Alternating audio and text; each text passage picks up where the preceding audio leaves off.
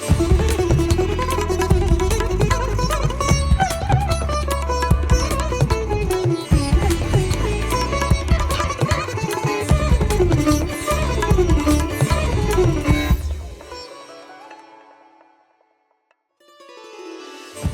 श्री साई राम। साई प्रेम वाणी के हमारे आज के प्रसारण में आप सबका हार्दिक स्वागत है।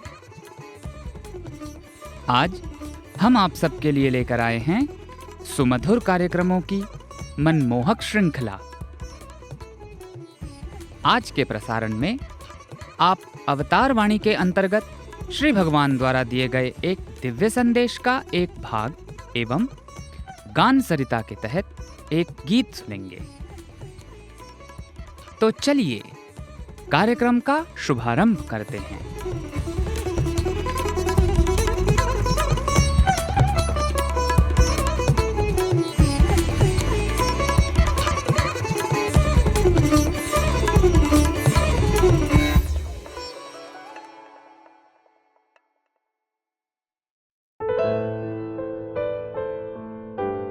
अब प्रस्तुत है हमारा कार्यक्रम अवतार वाणी।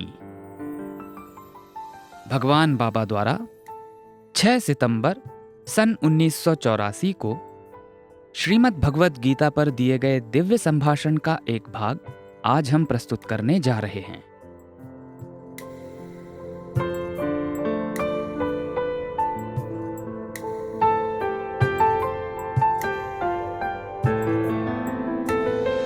ప్రేమ స్వరూపులారా,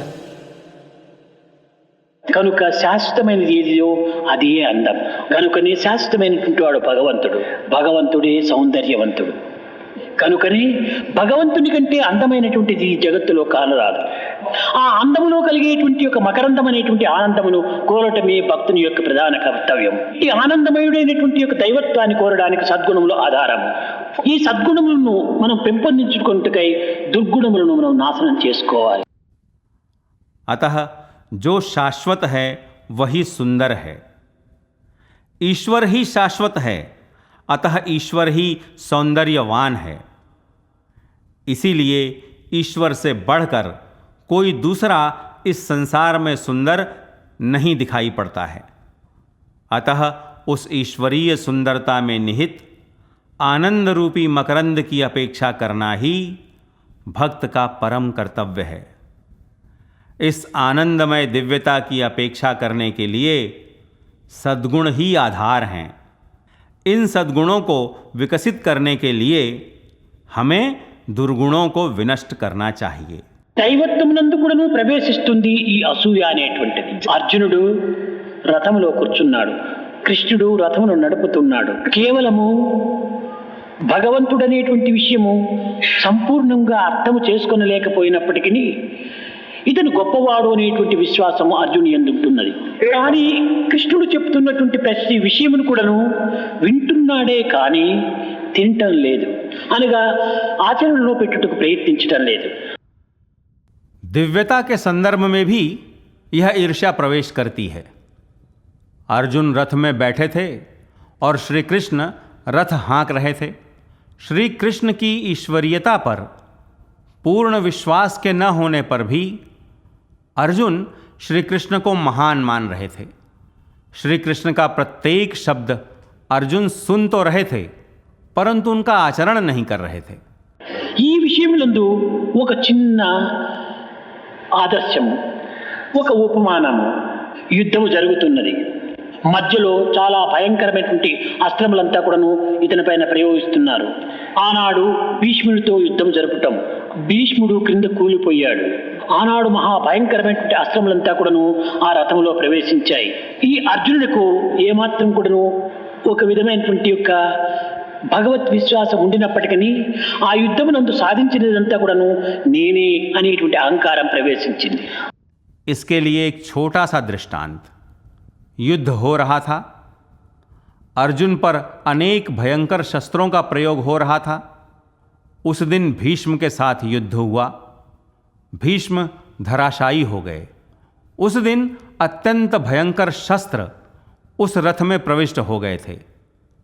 ईश्वर पर आस्था के होने पर भी अर्जुन में अहंकार प्रविष्ट हुआ कि उस दिन युद्ध में सफलता उन्हीं का परिणाम है।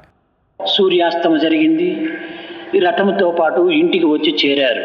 కృష్ణుడు కేవలం రథం నడుపుతున్నాడే కానీ యుద్ధంలో విజయాన్ని సాధించేటువంటిదంతా నేను అనేటువంటి అహంకారము ప్రవేశించి అంది అర్జునులో. తమ యొక్క బసకు వచ్చి చేరిన తక్షణమే అర్జున నీవు క్రిందికి దిగి లోపల వెళ్ళమన్నాడు కృష్ణుడు. ఈ అహంకారంతో ఉండినటువంటి అర్జునుకు నేను యజమానుడను, కృష్ణుడు డ్రైవరు కనుక మొదలు డ్రైవర్ దిగి నా తలుపులు తెరిచినప్పుడే యజమానుడు దిగాలి. ఇది సరి అయినటువంటి పద్ధతి. सूर्यास्त हुआ, रथ के साथ वे शिविर में पहुंचे। अर्जुन में अहंकार प्रविष्ट हुआ कि श्री कृष्ण तो मात्र रथ हाँक रहे हैं, युद्ध में विजय की प्राप्ति तो स्वयं की है।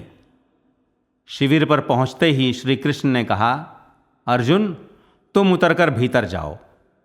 अहंकार से मस्त अर्जुन ने विचार किया कि मैं तो स्वामी हूं, श्री कृष्ण मात्र ड्राइवर हैं। पहले ड्राइवर को उतरकर दरवाजा खोलना चाहिए, तभी स्वामी उतरेगा। यही सही ढंग है। బావా నీవు ముందు దిగిపో అన్నాడు అర్జునుడు కృష్ణుడిని. లేదు లేదు అర్జున, నీవు ముందు దిగి వెళ్ళమన్నాడు. ఈ విధంగా వాదోపవాదములు జరుగుతూ వచ్చాయి. కొంత కృష్ణుడి పైన అసూయ కూడాను వచ్చింది. తాను గొప్పవాడు అనుకోవటం వల్ల కదా నాకు ఈ విధమైనటువంటి పరిస్థితి ఏర్పడింది, నాకంటే నా గొప్పవాడు అని కొంత వచ్చింది ఇక్కడ.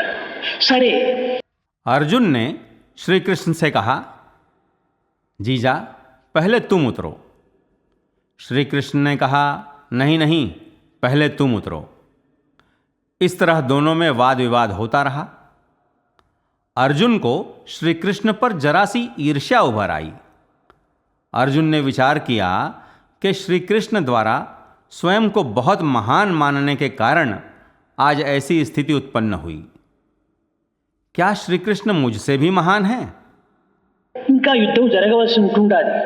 మొదలే కృష్ణుడితో ద్వేషం చేసుకుంటే రేపటి దినం ఏమైపోతుందో అని కొంచెం భయపడి అర్జునుడు దిగాడు. నిలిచాడు ఆ రథం దగ్గర అర్జునుడు. కృష్ణుడు మరింత ఒత్తిడి పెడుతూ వచ్చాడు. నీవు వెళ్ళు, లోపలికి వెళ్ళు అన్నాడు. చేయలేక వెళ్ళిపోయాడు లోపల. తక్షణమే కృష్ణుడు కుప్పించి ఎగసి ఆ రథం నుంచి బయటకు దుమికాడు కృష్ణుడు. తక్షణమే రథం భస్మం అయిపోయింది.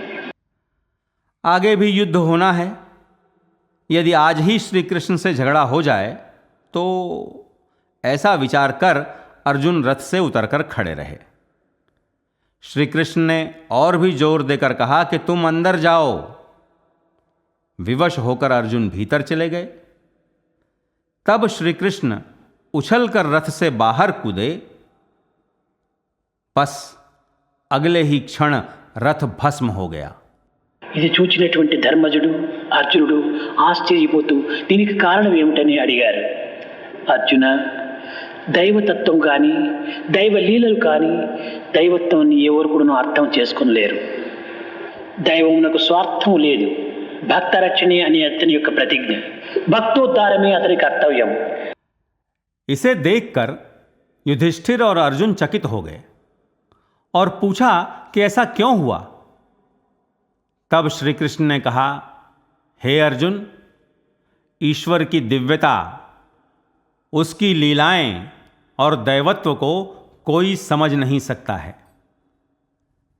ईश्वर में रत्ती भर भी स्वार्थ नहीं है। भक्तों की रक्षा ही उनकी प्रतिज्ञा है। भक्तों का उद्धार ही उनका कर्तव्य है। ఈనాడు భీష్ముడు వేసినటువంటి అంబులన్నీ కూడాను నా కాలి క్రింద తొక్కుని అణిగదొక్కున్నాను కనుకనే ఆ అస్త్రములు నీపైన ఏమాత్రం కూడాను పని చేయలేకపోయాయి. నేనే మొదలు దిగి ఉంటే ఈ అస్త్రములన్నీ కూడాను భస్మం చేసి ఉండేది. ఈ స్థితిలో నీవు కూడాను భస్మం అయి ఉండేటువంటి వాడు. ఈ సత్యాన్ని గుర్తించుకొనలేక నన్ను ముందు దిగమని ఒత్తిడి పెట్టావు. ఆ మాటలు విన్నంతనే అర్జునుడు తన యొక్క అహంకారమును చంపుకున్నాడు.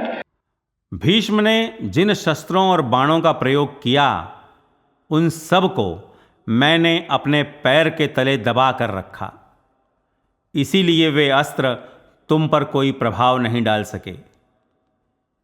यदि मैं पहले उतरता तो ये अस्त्र रथ को भस्म कर देते और तुम भी उसी में भस्म हो जाते।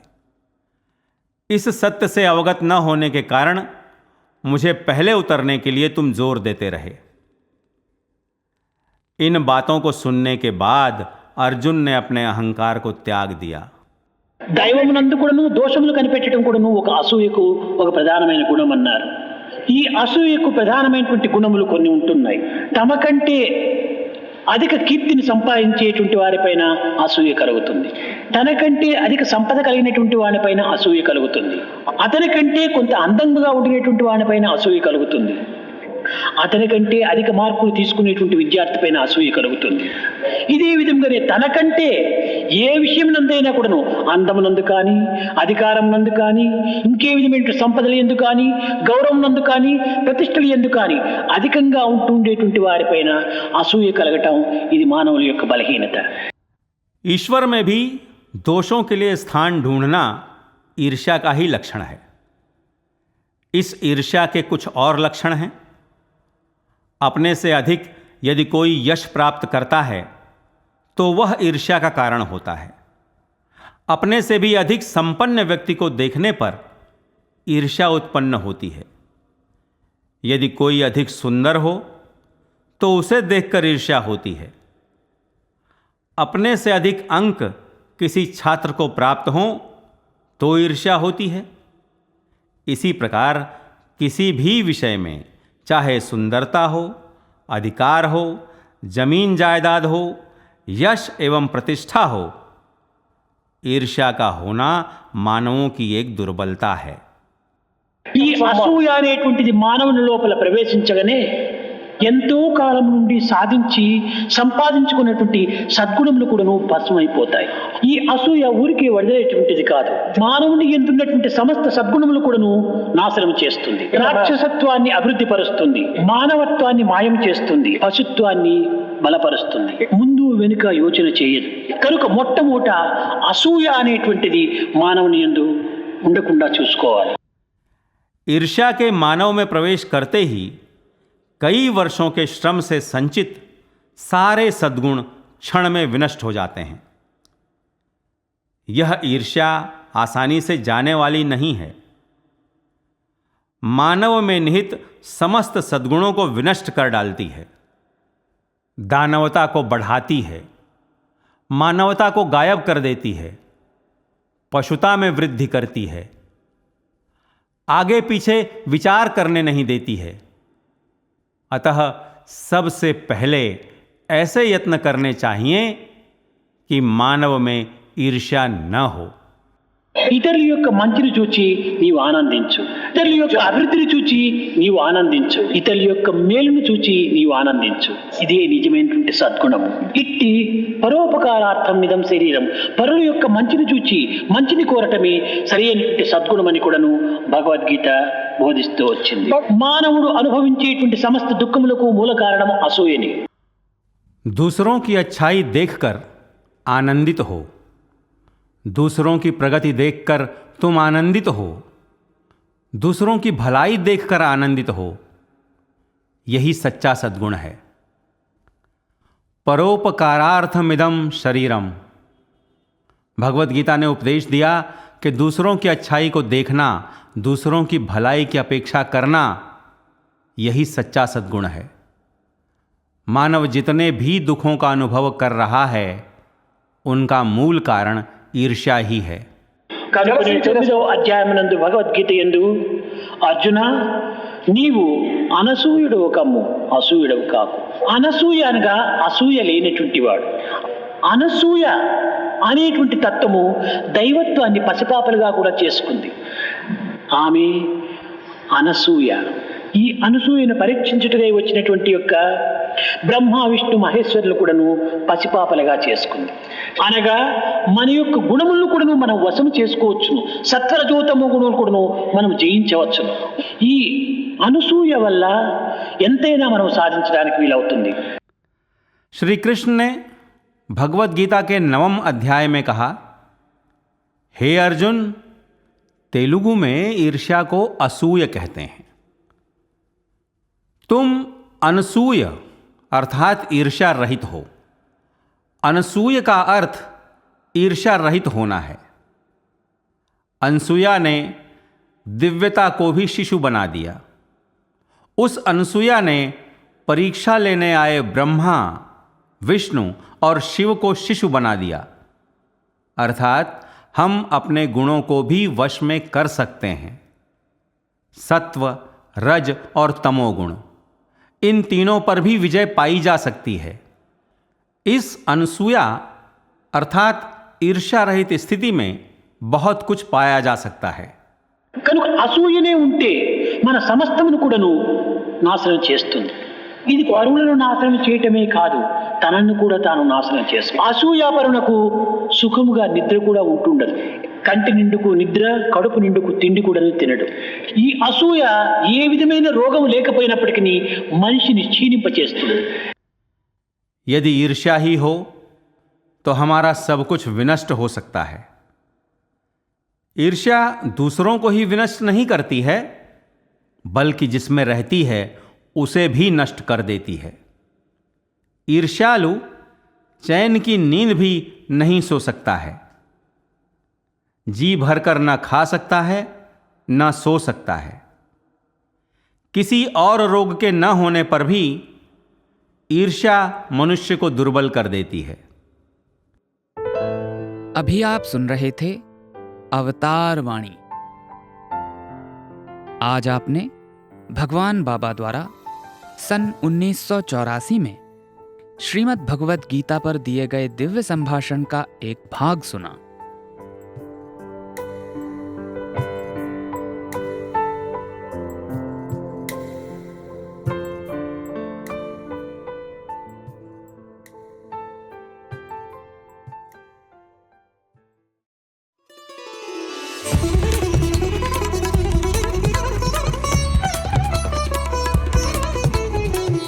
साई प्रेम वाणी, भगवान श्री सत्य साई बाबा का दिव्य संदेश, अब हिंदी में।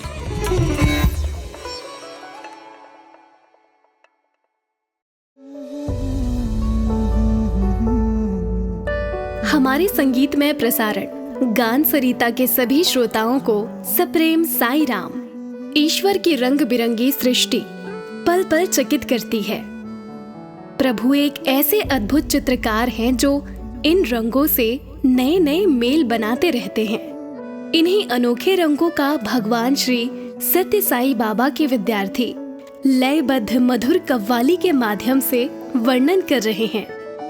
सुनते हैं एक कव्वाली जिसके बोल हैं, साई के प्यार को पाना ये उसकी मर्जी है।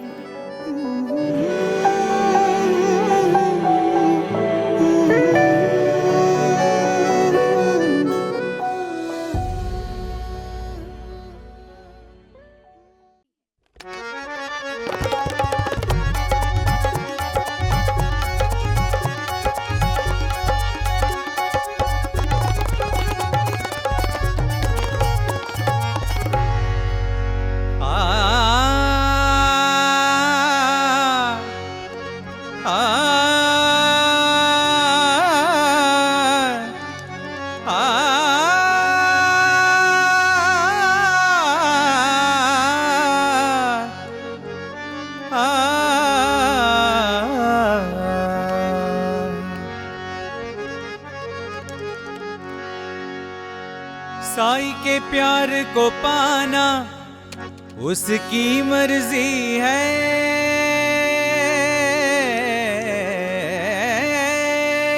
उसको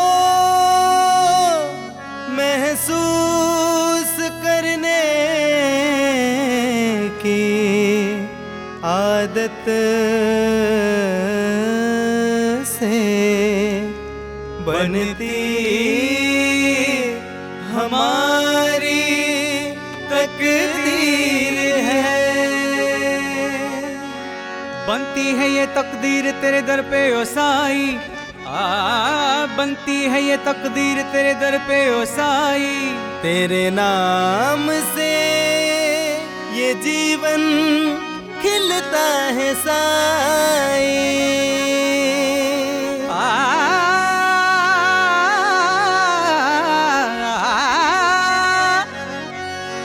कभी सोचा है आसमां में सात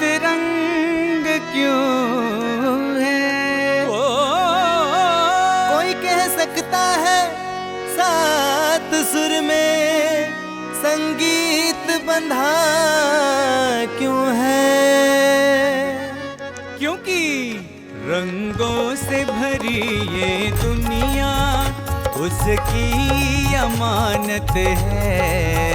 सातों सुरों के नगमे उसकी इबादत है।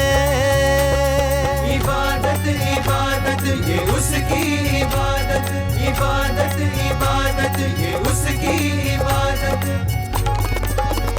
रंगों से भरी ये दुनिया उसकी अमानत है। सातों सुरों के नगमे उसकी इबादत है।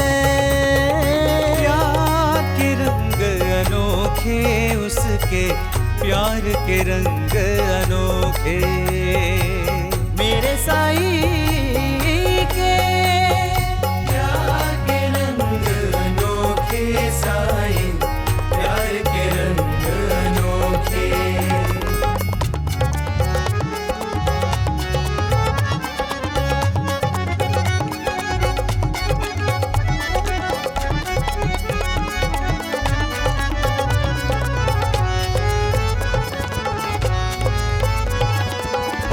ये जग है उसकी माया, उसके खेल हैं सबसे न्यारे। वो खेले होली हमसे, सुख दुख के रंग वो डाले।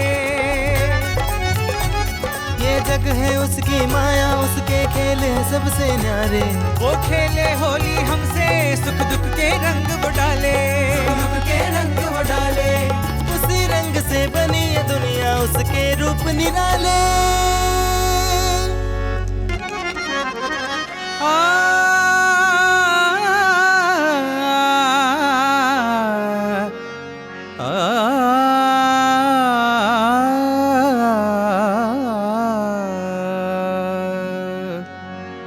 ये रंग क्या है, ये रूप क्या है? हाँ जी, ये रंग क्या है, ये रूप क्या है? ये रंग क्या है, ये रूप क्या है? ये रंग क्या है, ये रूप क्या है?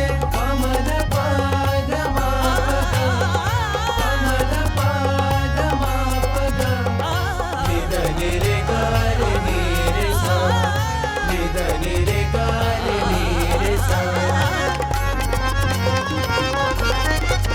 ये रंग ही उसका रूप है, ये रूप ही उसका रंग है। ये रंग ही उसका रूप है, ये रूप ही उसका रंग है। ये है उसके खेल सारे, रंगों के ये मेल सारे, रंगों के ये मेल सारे, रंगों के ये मेल सारे। प्यार के रंग अनोखे उसके, प्यार के रंग अनोखे। मेरे साईं के प्यार के रंग अनोखे, साईं प्यार के रंग अनोखे।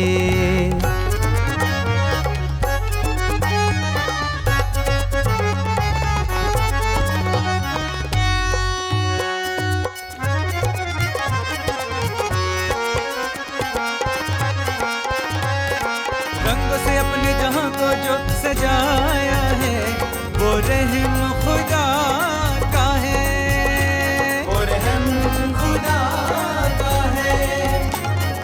दुख के बीच सुख को जो छुपाया है, वो खेल खुदा का है, वो खेल खुदा का है। फैसला हाथों में जिसके, रंगों के प्याले हैं जिसके, फैसला हाथों में जिसके, रंग के प्याले हैं जिसके। हर सुबह को खूबसूरत जो बनाता है, तस्वीर उसकी क्या कहना, मुस्कान उसकी क्या कहना, आंखें उसकी क्या कहना, भोली सूरत क्या कहना। इस रंग बिरंगी दुनिया में हर चीज निराली उसकी है। उसका ही करिश्मा देखो तुम, सातों रंगों में समाया है। क्या कहना जी क्या कहना, अपने साईं का क्या कहना, क्या कहना जी क्या कहना, अपने साईं का क्या कहना। एक गरस के हम हैं प्यासे, पास हमारे आना। प्यार के रंग अनोखे साई, प्यार मेरे साई, प्यार के रंग अनोखे साई, प्यार के रंग अनोखे, प्यार मेरे बाबा, प्यार के रंग अनोखे, प्यार के रंग अनोखे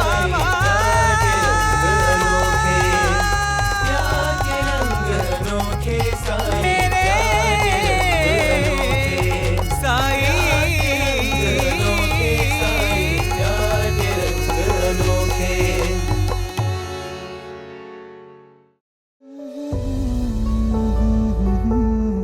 प्रशांति निलयम से ये श्री सत्य साई प्रेम वाणी का प्रसारण है। अभी आप सुन रहे थे गान सरिता, ईश्वर से प्यार के अनोखे रंगों की सुमधुर दास्तान इस ऊर्जा भरी कव्वाली में समाई हुई है। हमारे प्रिय भगवान इस कव्वाली के जरिए की गई दुआ और इबादत को कबूल करें। इस ख्वाहिश के साथ आपसे विदा लेते हैं।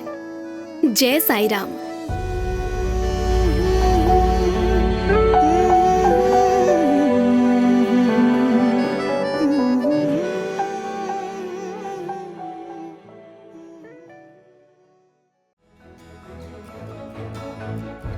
इसी के साथ हमारे साईं प्रेम वाणी कार्यक्रम का समापन होता है। उम्मीद है हमारा आज का कार्यक्रम आपको पसंद आया होगा। आपके सुझावों को हम तक व्हाट्सएप द्वारा जरूर भेजें। हमारा व्हाट्सएप नंबर है 9393258258 93 93 258 258। हिंदी भाषा में हमारी ये सभी प्रस्तुतियां YouTube पर भी उपलब्ध हैं। इन्हें वहां देखने सुनने के लिए हमारे YouTube चैनल को सब्सक्राइब करें और कमेंट बॉक्स में अपने सुझाव देना ना भूलें। हे साईं, तुमसे नजदीकियां तो कठिनाइयों में ही दिखती हैं, बाकी वक्त तो हम खुद को शहंशाह समझते हैं। स्वामी, हमारे दिलों को विनम्रता से भरकर हमारे शीश आपके चरणों में सदैव झुके रहें। इसी प्रार्थना के साथ हम आप सबसे विदा लेते हैं। धन्यवाद। जय साई राम।